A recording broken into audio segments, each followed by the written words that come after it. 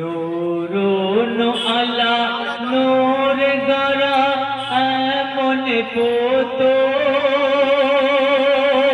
হয় না কেহ আর হবে না যার কেহ সমতুল। ও গো কার নূরেতে সারা জগৎ আজ উজালা,